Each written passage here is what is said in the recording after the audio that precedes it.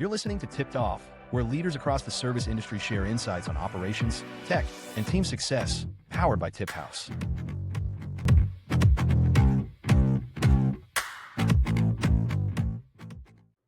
Hello, and welcome to another Tipped Off podcast. Today we have a very special guest, Andi Ott, from one of the fastest growing restaurant concepts, a multi-unit franchise operator of Dog Haus. Andi, thank you very much for joining us today. Thanks for having me, Kirk. I'm excited. Likewise. Good to catch up with you again. It has been almost a year since we've last chatted about it. So yes, let's dive into it. The first that I always want to ask, and I love having a little bit of different representation on, is always going to be paying attention to like hospitality operations. Many of my guests, due to the nature of the beast, are men. It's a heavily male-dominated space. You're a woman in a leadership role. What has your experience been like? What advice would you give women going into this space or that are already in this, looking to advance their careers in the industry? Sure. I think ultimately it really just comes down to having confidence and competence in whatever industry you're in. I don't really like to differentiate and say male versus women. I'm happy and eager to come to the table with an operator, someone I can learn and grow from, something I can contribute. So I love supporting other women. I love encouraging women in leadership. My personal advice, though, actually is to not feel the need to segregate and find those women-only groups. They're great for certain purposes. I personally love the challenge. I want to come to the table and not think we're smaller or less capable or have to fight our way to the top. Let's just all come to the same table and contribute equally. And, make the best operator win. And hopefully we, pick and learn along the way as well. Hell yeah. No, I think the confidence and competence is key from the rest of that answer there, right? Is just let the best operator win, come in ready to rock and roll. And I think that's as valuable as anything people will hear, right? Is don't reduce yourself to anything. Don't be mindful of anything. Just go execute, right? You just absolutely. Go get it done. Yeah, I love it. Do what you know you can do. Hell yeah, exactly that, right? I mean, just be confident and learn. I think you touched on that more than anything, is just don't be afraid to be in a room with anyone. And, you're either learning or you're growing, or you're learning what not to be even. I see that case. If it's a room that you don't ever want to be in again, still a learning lesson, right? Yeah, just absolutely. And I think a lot of that confidence comes from the competence, right? And you can't fake the competence piece. So I do also think it ties into asking the questions and not being afraid to look stupid. I think showing up and being willing to be vulnerable, willing to ask those questions, that's where growth occurs. And as that growth occurs, with that, the confidence rises. And that, I think, is how you get into those rooms of not necessarily caring who's at the table, male or female. That's powerful. I think that's a killer answer right there, Andi. Absolutely. Tell me, we've obviously known each other for a while. We've tracked Dog Haus. We work with a number of the franchise owners and operators out there. You have been awesome enough to be able to scale, from one location to multiple. And as you do that, I think we hear operators, one location you can brute force, maybe even two you can brute force. But I think as you get north of that, you've really got to develop a leadership style. You have to be able to delegate, or you just have to be willing to have no personal life or freedom or happiness. So tell me how your leadership style has evolved. How have you enjoyed opening additional locations? What's it looked like?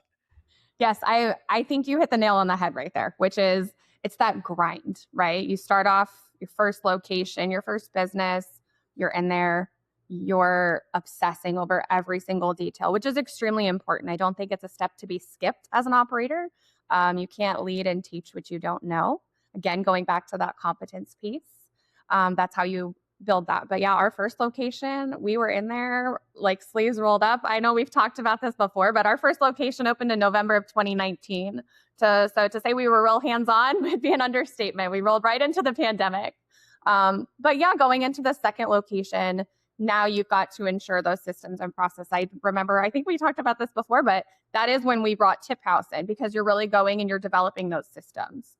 And so one of the big things for us when we went to 2 locations, we took every platform, every system, every process that we had and said, hey, is this going to work for 10 units? Not because we were instantly going to have 10, but I didn't want to have to keep redoing it. And so at that point, we're investing a lot into the systems and the processes, as well as developing the people and the leaders within those systems. And I think that's really where you start to go from saying, yes, you can be in this space, to how do you expand that reach? We're now at 4 locations. As we talked about a little bit before we came on, like by the fourth location, it was a much easier process for us to take over. I also think it goes back to that mindset shift of it's not always just the effort. It's not the grinding. What gets you started, what gets you to that first location, first couple $1 million in revenue, that's not what's going to get you past 10 million. That's not what's going to get you to 4, 5, 10 locations, 25 locations.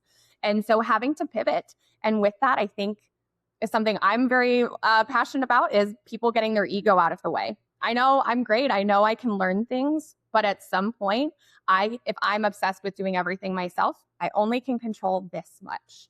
And so removing that ego, recognizing there's probably someone else that also could learn and be just as good, if not better. My team is better than me in most ways. And growing and empowering them. Yeah. I think that's really that key shift, and being okay with a little bit less perfectionism, right? We want to do well by our guests. We want to do well for our teams. I personally like to say I think I can get about 98, 99% accuracy, but only within my own 2 hands and my own actual circle of influence in that way. If I'm leading and guiding a team, at that point, I'm no longer playing every single instrument. I'm the conductor, right, of the entire symphony. And with that, I have to recognize other people are also human and going to make some mistakes. But if that influence can grow, we sometimes have to accept that they're going to make mistakes. They're going to fail forward. They're going to do the same things we did in order to reach that point of being really, really good and allowing someone that growth and that opportunity. And so I think that's a huge thing for us. It's just, again, the systems and processes and the people. You need to develop the leadership.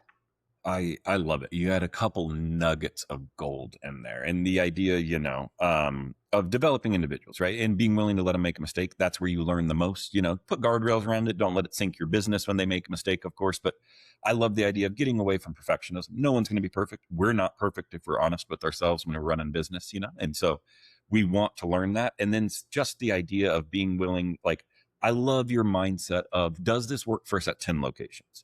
Not at 2, 3, 4, not where we're about to be right around the corner, and also not 200 locations. And let's not get lost what 20 years could look like. But, real steps in front of us. Is this going to work? If we need to make a migration in the future for an enterprise capable software, we'll cross that bridge when we get there. But, directly in front of us, eyes on.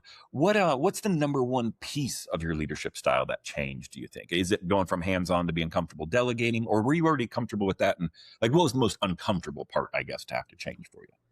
I think if you asked me, I would tell you I wasn't a micromanager, and I would tell you that I was comfortable delegating, and I was. However, internally, I would still quietly check everything. I would quietly let it eat away inside of me. Our Chandler location, when we opened that, there were plenty of hiccups in that process, and I was going absolutely insane because I was just taking all of that on, even when I wasn't controlling the outcome, and it was just driving me crazy.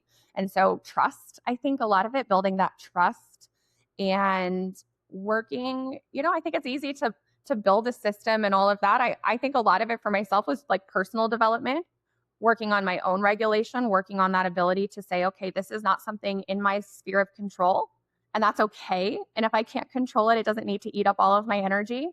And I think in doing that, it carries outward, right? It carries out to the team, because if I'm in a really calm, regulated state, if I can handle those things falling on top of me, I'm able to prevent that chaos from falling down to the team. And so in that, I see my job, you talked about kind of allowing people to fail. I also think it's allowing myself as a leader to take the burden off of the team, right? Take that stress, allow them to operate in an environment as free as possible from chaos. We all have crappy days, but as free as possible from that chaos. I'm not contributing to it. I'm trying to alleviate it. And I think in that, it puts them in a better position to do their jobs better as well. I mean, I love that. And that's kind of what I have always envisioned a leader. Everyone has their own different mindset to it, but it is, when things are going wrong, do they help make the problem better, not only through their efforts, but their demeanor, right? Are they letting you know everything's going to be okay at the end of this, no matter how it goes, right? And then you get to operate with a clearer mind. You don't have that panic that sets in. So I could not agree more that I think that aligns very, very well with what I've always kind of mentally checked leadership to be. tell me, switching gears slightly on it, but you run a business and you have a business partner, and that business partner for you is your significant other. So slightly different. Every relationship and a business partnership is very intimate anyways. Yours maybe might slightly more so, of course, but tell me, what does that look like? Does that bring unique dynamics? What have you all learned about communication, or who's going to own what, or has it forced some its own elements of what role each one of y'all is going to play? So when we first started our first location and we were both very, very hands-on, there was a clear line drawn. I know we spoke with TipHaus at one point kind of about what those lanes really were. And at one point it was really Damon was in charge of all of the operations, food costs, direct labor management, things like that. I did a lot more of the back end admin, marketing, HR processes, a little bit more in the office. Uh-huh. As we've grown, that has definitely evolved as well. So the more we have a leadership team that we've built and grown, quite frankly, the less that lands on our plate. So we become really in a much more oversight position. And with that, there tends to be more crossover, less defined lanes than we once upon a time have. With that has required some evolving communication and things and how we do it. I think ultimately it always comes back to communication. I've always said knowing what your lane is and having that ability and knowing who gets the final say. There's still a little bit of that for sure. There's less of that today than there was before because now, again, we're not making the majority of the decisions. Our leadership team, they're now making those decisions. And so it becomes discussions. As we've grown as outside of restaurants as well, I have some other businesses. Damon's a little bit older than me and he's kind of trying to do a little bit more retirement. So he's found his role in the restaurant operational side and really consulting on those processes. Nice. I focus a little bit more on the growth strategy, the development of the larger systems, the development of the leaders. We have a district manager now, Cody. So one of the things we like to say is like Cody's job is to be the leader of leaders. And so with that, it's how do I mentor her with the things we've learned to go and do that. So if it comes to like the leadership development, creating a new process, the tech, the back end, that still comes. Cody and I work together.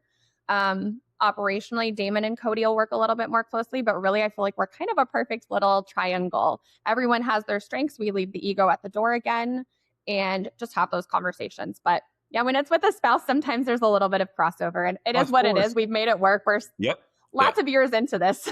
I can believe it. And even, I've got business partners and my co-founders and we've done businesses before and it's not a romantic relationship, obviously, but even then we're bringing things from the past, you can kind of sense that that's rolling over. That has nothing to do with this business, right? Why are we even discussing it in that manner? You touched on something, Andi, that I loved, and don't let me put words in your mouth, but kind of what I took away from it was your role has evolved a little bit. Instead of like giving the answers and making the statements, it's almost now to ask the right questions, to mentor, like to ensure that they're thinking of the right things, but it doesn't necessarily have to land on you to answer it. It's up to you to pose the questions and ensure they're thinking down these routes and they've explored these items, whether or not they choose to go forward with it, playing through it. Is that a fair statement or am I over? Very fair statement. No, that's a very fair statement. And I think you actually defined that perfectly because for one thing, maybe I have the answer. But anytime I provide the answer, what you're doing is you're training your team to come to you to solve the problem, right? Yep. And the goal is to empower them to solve the problem. So we're pushing it back. We're providing the support, creating an environment that allows them to make a decision. But yeah, we're definitely coaching for outcomes. So we're saying, okay, this is the outcome. Here's the issue we're seeing. This is what needs to be changed for this desired outcome. But we're coaching to help the person learn how to get to the outcome themselves. In doing that, that keeps us out of being that bottleneck. If you're the person who has to make every decision, or not only that, if you're, again, in that ego-driven spot and feeling like you have to sign off on every decision, nothing moves forward when you're out of cell service and you want to like go take a boat ride with your family or be in Europe, Absolutely. Or when you're asleep, right? Or when you're doing, could not agree more. It's just, and you mentioned earlier is a great analogy that like you can only play so many instruments with two hands, right? You've got to get those additional individuals into the orchestra. Maybe I'm not a musician, but whatever a large group of musicians would be, a symphony, band, orchestra. Yes, we're conducting and helping each of them shine. And I think it's finding the people and allowing them to live in their superpower. I think often as a founder, as an operator, anything like that, people think they're amazing at everything. I challenge that belief all of the Yeah. time. Yeah. I do not think that doesn't matter what you get paid, what level in the company or the top of the company, you are absolutely not the best at everything. And so how do you find, recruit, and retain amazing people in their superpowers and create that environment to allow them to succeed beyond yourself? I love that. And that, okay, segues perfectly into topics that I want to cover with you here. And one is like the accountability front. How do we build accountability without burning people out? Like, how are you able to encourage them to answer their own questions, to take on these challenges themselves without feeling like they're not supported, or without, just saying, hey, I'm answering too many questions. I overload, sensory overload. I'm burning out. I'm dealing with too much. Like, what's that fine line for you where you're allowing them to build the accountability, you're allowing them to build that trust, but you're also kind of putting up guardrails to make sure they're not falling down on themselves. They're not working themselves too thin, and you're going to have turnover in 6 months.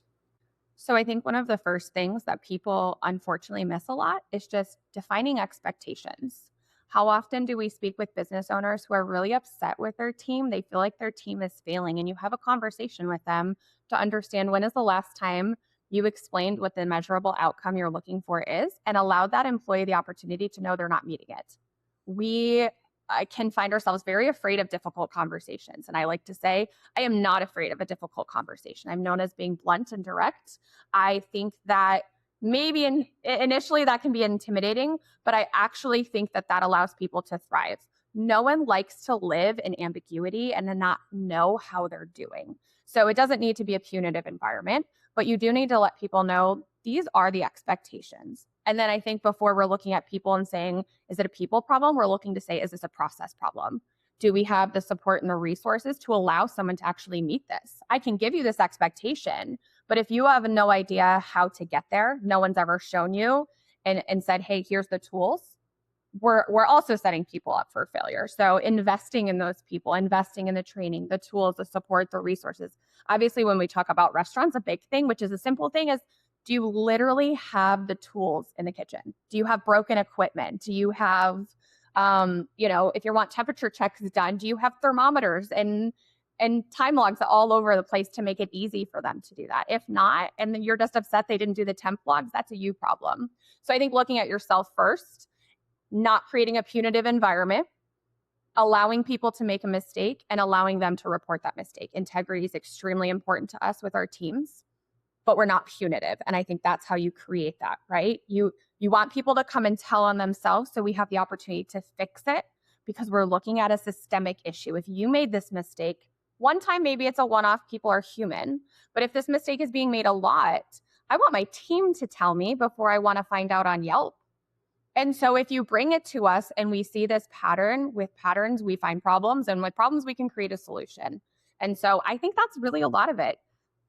I think that's a killer answer, and you gave a ton of great advice for any of the listeners out there. But the idea of setting expectations first, and I could not agree more with you, of like, something I work with my team and we chat with often, though, is like, when you're handing this over, does the individual know exactly what a success looks like, what a failure looks like, when to come to you about what questions, and how and not being punitive, I think, goes hand in hand with that. That when you're setting expectations and you're letting that, hey, if you miss this, come and talk to me about it, because I agree. Now we've defined a problem, and until there is a problem, there's no chance to get a solution to something that we haven't vocalized, that we haven't floated around, we haven't bounced off each other. So I think that's killer. And tie me in on this, then. A question for you on it is, like, today's labor market is very, very difficult. Hospitality industry, is always notoriously difficult. I think today, as pressing and difficult as it's ever been. What separates like high performing teams? How do you view whether or not you have a high performing team? How are you cultivating high performing teams from, let's say, an average team? Because as much as, whether or not people want to admit it, that is the difference in businesses as they scale. Do you cultivate a team that can, function without you, right? They're autonomous. They're able to get these things done, and that they're going above and beyond. They are doing what you would as the owner if you were in their position, right? You're going above and beyond for guests. You're making sure you're doing things right. You're checking the temperature logs, all of the stuff. So how are you cultivating, what's separating this from, y'all building a high performing team from y'all tolerating, let's say, an average team? I think at the foundation of all of that is culture. Yeah. You're not just letting them know the expectations, giving them the tools and the resources to be successful, giving that coaching and whatnot, but really from a culture standpoint, also recognizing, I think sometimes as employers, we think, oh, this person should be grateful for their job. Sure. I would very much challenge that. There's, especially with the labor market changes over the past several years, there are jobs everywhere.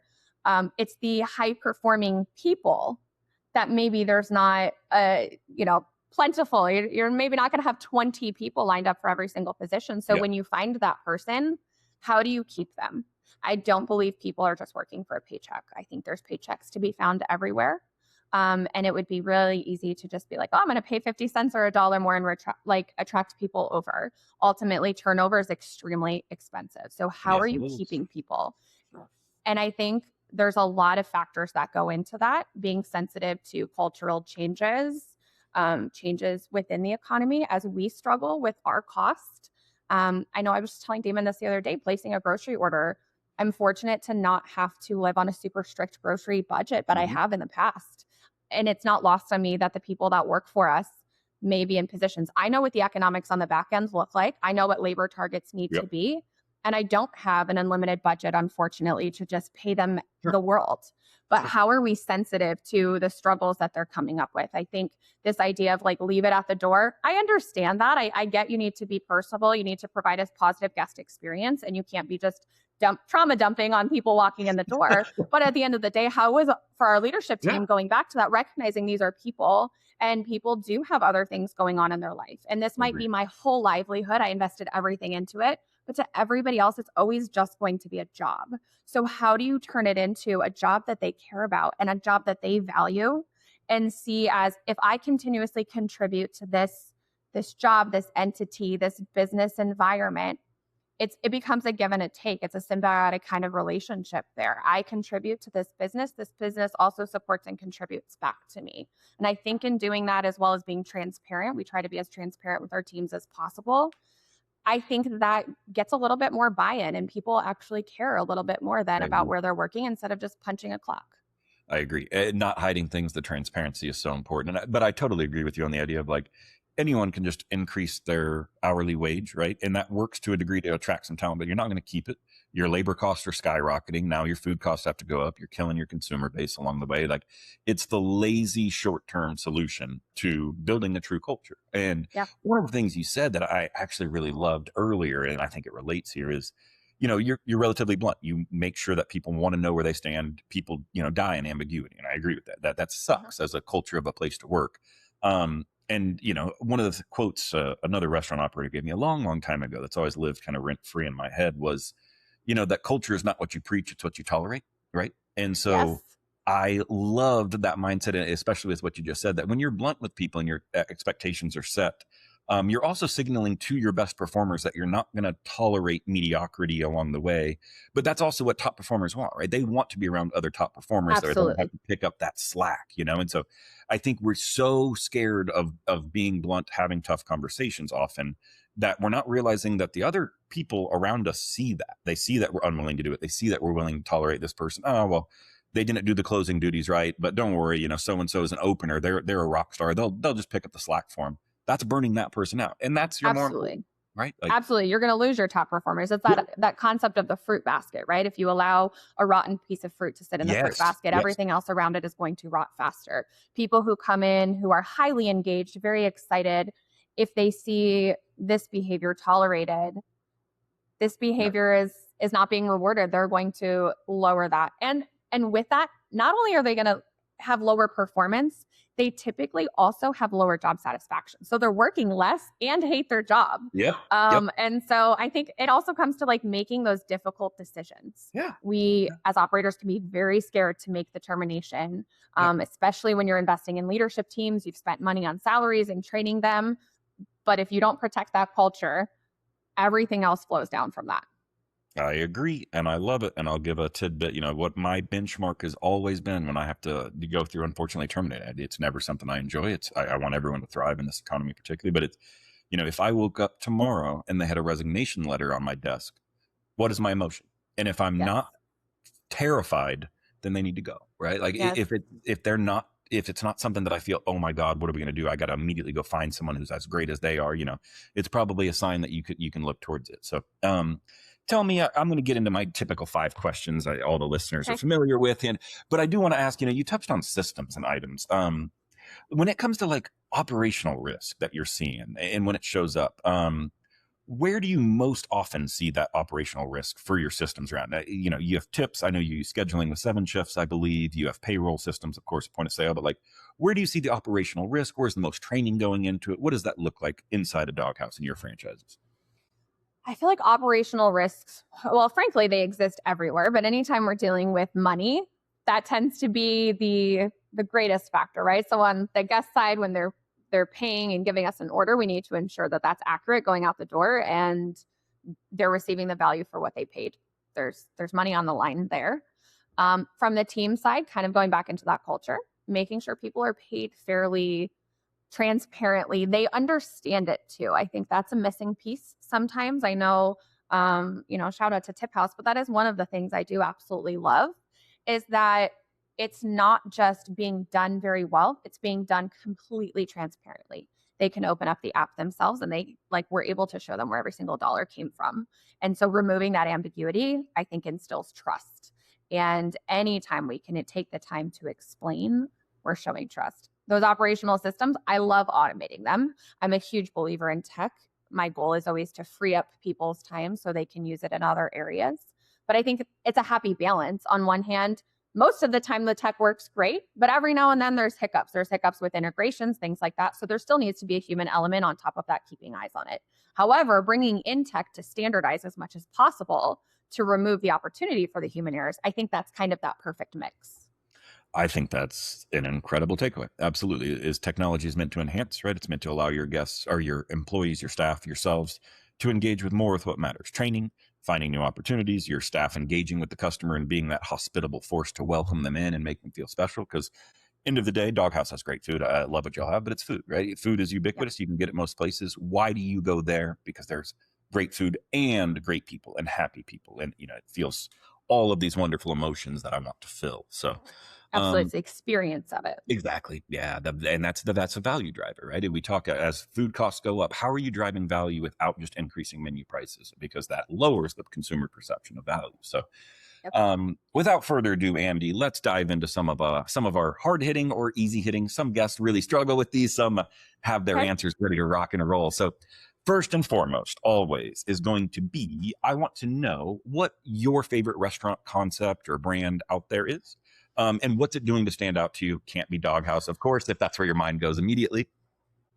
No, I'm torn because I feel like I'm not the typical restaurant person where I'm not a total foodie in terms of like, oh, I have all of these brands that I follow and I'm obsessed with. I think brands I love that they do a great job on service. I also think there's something to be said about simplicity.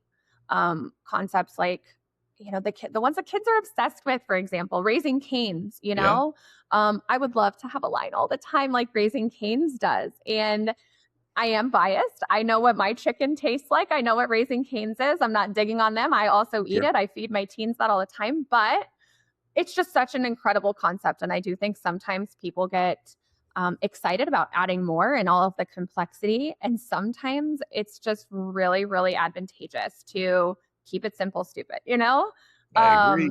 Keep it stupid, simple. I don't know, whatever. Keep it simple. But, yeah, exactly. The KISS methodology. Yes, but really executing one thing, removing those complications and saying, this is what we do. This is what we do very, very well. And we're going to dominate in that space.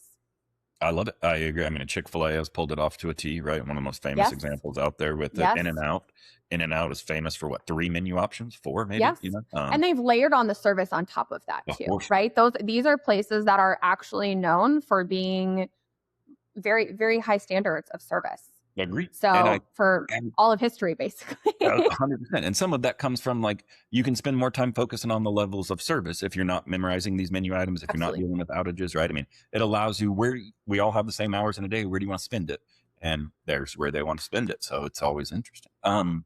Tell me, what do you think, the greatest challenge that restaurants are facing today out there is? What is the number one problem that most restaurants in your purview, your area, your geo, who you're speaking with, what is their number one fear or problem? I feel like there's obviously a lot of changes in the restaurant industry recently.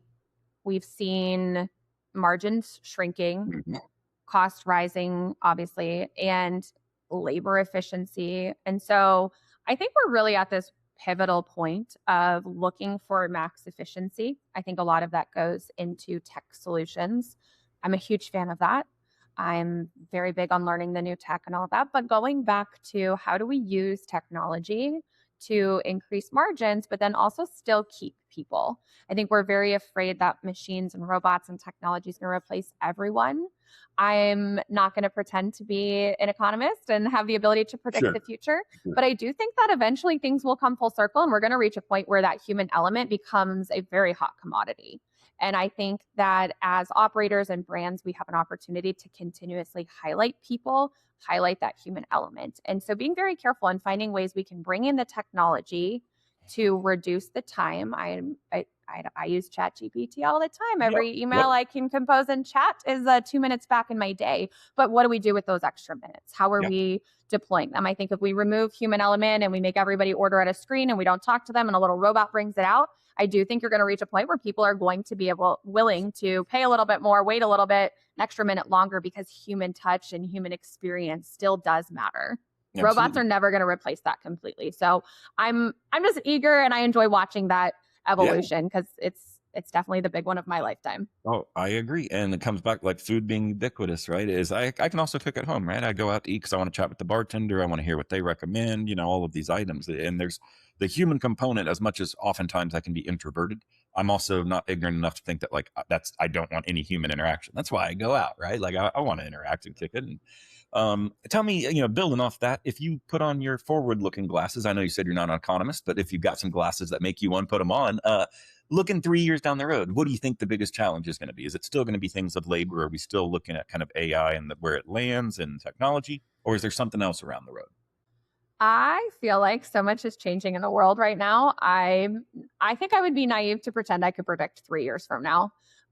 It's so different today. We've been in, restaurant ownership. We were restaurant operators before. Obviously, I had a little healthcare background as well. But when I look at what the last 6 or 7 years has been like, and then I look at where we're at, I have no ability to predict 3 years from now. Today, I think it's just continuously managing that culture, being open to change. I think that anybody who's resistant or says, absolutely not, I'm not going to learn that, I don't think that's the way to go. I also think that the solutions at the table today are probably completely different than what they're going to be 3 years from now. So I think we're for sure going to have to do double, triple, quadruple the work, because you're going to have to learn, and then you're going to have to learn again, and you're going to have to learn again and keep pivoting. I don't think that you can just be like, I'm going to pause and I'll figure it out in 3 years. It's a constant evolution. So I don't know what it's going to be, but I'm here for it, and I'm willing to learn and grow and, ride the change. I love it. I think being adaptive, being willing to adapt is going to be the number one piece, because I agree. It's and typical with your theme that you mentioned earlier is we're looking for what's going to get us to 10 locations, not 100. Maybe 3 years is 100 locations, right? Why even try to predict? So let's look at what's 6 months down the road, a year down the road, and go take one step at a time. And I think the off-premise dining, in the restaurant space, I think that's we saw a lot of pattern shift after the pandemic. And people, even as they've returned to offices and things, and we've seen some of that remote hybrid work kind of switch a little bit, people are still off-premise dining. Like that's still a huge part of business. And so I think you see smaller footprints. I think that's something we're going to continue to see. Mixed use spaces, mixed commercial residential spaces for zoning and things that come in, as well as just, I don't know, I forgot the second part of what I was going to say. No, that's all right. I agree with you though. Off-premise particularly is booming, and the companies that could adopt it well, good Lord, their revenues are just skyrocketed because it's easy. You've already got the kitchen and you can prep it beforehand. You can kind of do it during off-peak hours and really, really maximize, every hour that you are open or paying labor. So next item, and this one's always fun to hear. I've gotten a wide array of answers, but everyone in hospitality has horror stories. Some of us, due to the PTSD of them, have blocked them out entirely from our memories, I've learned from previous guests. Any horror story in the hospitality space that you want to share, and any lessons learned from it? I think I could come up with tons of horror stories. I think the funniest horror story kind of highlights my own growth in leadership. Years ago, before I went to school for nursing, when I started in restaurant management, I was a teenager. I got promoted at 18.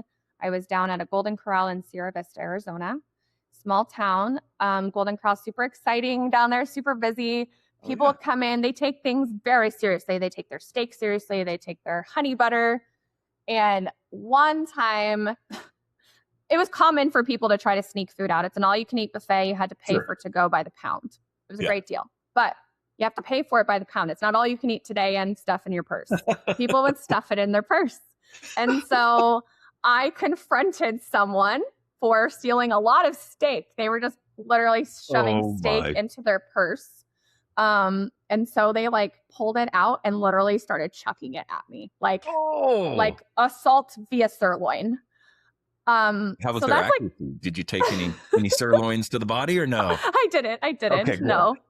But I think it's just one of those things that it makes for a funny story, but I think it really highlights a need for evolved leadership, right? Because at 18, 19 at that time, I mean, I handled it. I wasn't awful. I did what I needed to do. I wasn't crass, but I certainly was not the person de-escalating properly. And so I look at that today and I'm like, that's a perfect example of kind of what not to do. Yes, we can address that, but there is a better way. And today I would approach the situation a lot differently.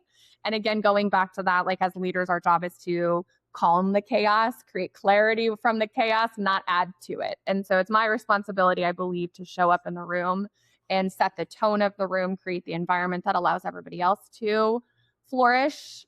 That does not involve getting into altercations over sirloin. Yeah. It does not involve steak flying across the room and hitting you, So I love it.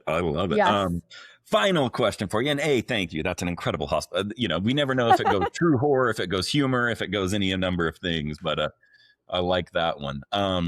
Last question I have for you before we wrap. Tell me, your lens right now, 2 industry trends. One of these you say, hey, I think this is, we're adopting it right now, or we have plans to adopt it. And then another one that you say, I get the hype around it. I see it, but I think it's a fad, right? Before we could even adopt it and maximize our value from it, I think it's just out the door and gone, and there'll be another one replacing it. So if you don't mind, run me through, 2 of the trends that you see out there, one that you embrace and you are embracing, and one that you're going to say, nope, not this time. Let's just let it go. I think it really kind of goes back to the technology piece on both sides for me. Ooh. I believe in bringing in the technology. I think AI is, certainly coming in. It's predictive. It's pattern-based recognition. And so recognizing that can really help us as we're managing smaller margins, finding efficiencies. Certainly there's a lot of scheduling software now that syncs in and integrates directly with your POS. It can predictive schedule for you, show you where you need hours, things like that. I think those are very, very positives. I don't think we should be afraid of them. I think they're going to continue to evolve. I'm a big believer in always treating AI as a team member, right? Trust but verify. It's not God. It's a helper. It's a helper that still requires people to oversee it. So I'm big on all of the AI-driven tech that allows us to become more efficient. The flip side of it, though, it goes back to people. It goes back to allowing tech to replace humanity. I'm not a fan of the places that have leaned so heavily into that are removing faces. I'm not really interested in patronizing places that don't have a single person in the front and all I can have is a screen. There's always exceptions. To your point, like before, we are looking for that experience. We want someone to talk to. We want someone to help. There's lots of ways to bring food into the home. I know as things have shifted, we're seeing a lot of prepared, ready-to-go food in grocery stores now that didn't exist before. That's a market we're competing with. And so how as restaurants do we continually stay ahead of that? Why are you going to pay a little bit more for a restaurant prepared meal than you are something that you can get off the shelf at Kroger? And so finding that balance. And to me, that's really making sure that while we're adopting the new evolving technology, we're not leaving people behind in that process. I love it. And I think that's a great way to carve. Technology is such a broad term, right? That you can have, that is both the trend and a fad. And you've got to be able to distinguish between those two. What are your values? What do you want to bring? What is your restaurant, willing to tolerate? And what are the guests excited about? So I love it. And I did lie to you. That is not my last question. But before I get to it, I'm going to say first, thank you so much for joining us on the podcast. Thank you. My final question is for those individuals in Arizona who will be traveling like I am to Phoenix here coming up next month for RLC and a number of other items. Yes. Tell me something. Where could individuals find your Dog Haus locations? Where are you located at? All right, so we have 4 of them in the Valley. One of them is at downtown Phoenix at Cityscape, about a block from the Sun Stadium. We have one in Tempe in a complex called Watermark. It's on the north side of the lake. We have one at Chandler, off Chandler and the 101 on the east side of the 101 by Lowe's. And our original location is Gilbert at Santan Village in the mall by Kona Grill and Chipotle. Nice. Okay. Well, thank you then very much. Andi, it's been a pleasure. This had so Thanks, much Kurt. valuable information. I cannot thank you enough for jumping on and sharing with the listeners. No, I appreciate it. I always enjoy the conversations we have. Hell yeah, me too. Me too. Well, thank you very much. And we will chat here again soon. And with that, Sounds we'll wrap up. Thanks for listening to Tipped Off, the podcast for the service industry. For more tools and insights, visit TipHaus.com.